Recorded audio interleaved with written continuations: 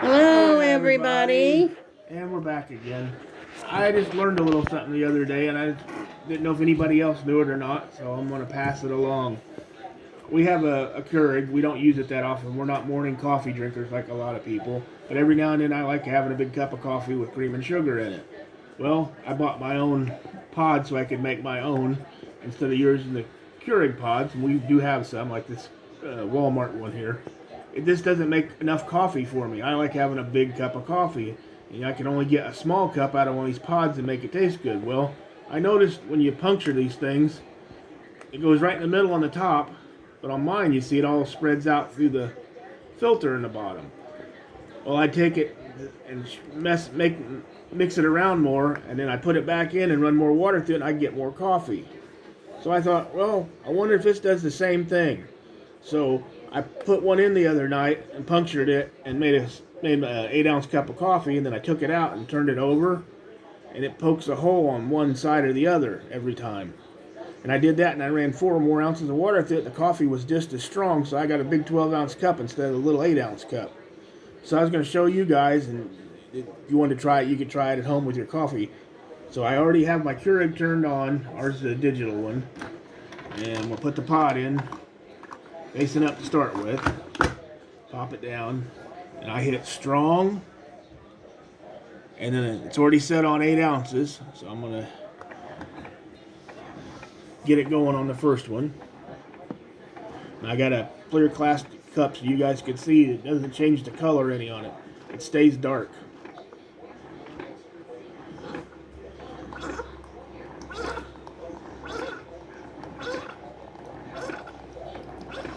This donut shop coffee is a pretty good tasting coffee we got at Walmart on a markdown one time on one of their big boxes of their pods. It's sort of a medium coffee. It's not a really strong coffee, but it's not a light tasting coffee either.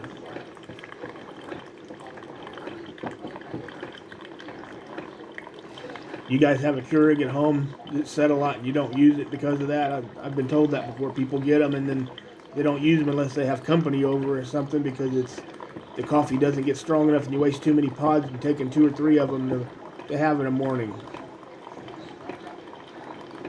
I like the smell of coffee, but I don't like drinking it. Yeah, unless it's got cream or sugar in it. Or it's in a Frappuccino. Yeah, it's something like that. I'm not a hot liquid drinker. I'm more of a hot tea person, but that's only every now and then too. I drink hot tea if I'm sick. That's about it. Yeah. That's the only time I drink it too. But there we go, there's 8 ounces. And you see how dark it is. That's the color of it when you get it away. Pretty dark. Now we're going to lift this up. And if you look at the bottom of it, it punctures one little hole right there. And that hole would have been facing down. So this is what I did. I turned it completely over. So that little hole is now facing up. Like I puncture a new pod. And I'm going to reset my Keurig to 4 ounces. Up there you see it's 4 ounces. And I'm going to hit strong again. And we're going to run 4 more ounces through that same pod. So basically he's puncturing 2 holes in the same pod and getting all of the flavor and all of the coffee out of that one pod instead of using more than one pod to get strong coffee. Right. Like I said, when I use my own pod, I mix it around and then I'll stop and I'll take the bottom of a spoon and stir it around because there's coffee grounds that's always in it that are still dry. They don't get wet. And then I put it back and I run it back through. And the same thing with the Keurig pod. If you open it up, it doesn't all get wet all the time. Yeah. So instead of just getting an 8-ounce cup of coffee out of one pod and having to put another pod in if you want to fill up a big cup, you can just turn the pod around, put it back in, and it's going to puncture a second hole on the opposite side. And you see it's just as dark. And it's just as dark. Didn't lighten it up any, so now instead of paying nice steamy coffee. Instead of paying 30, 40, or 50 cents for a 8-ounce cup of coffee, I end up only paying whatever it costs for this one pod to have my big 12-ounce cup of coffee I like having. And you can see the bottom. It's got 2 holes in it now. One at the top and one at the bottom. Yeah, it's still a little warm. That's why I set it up there.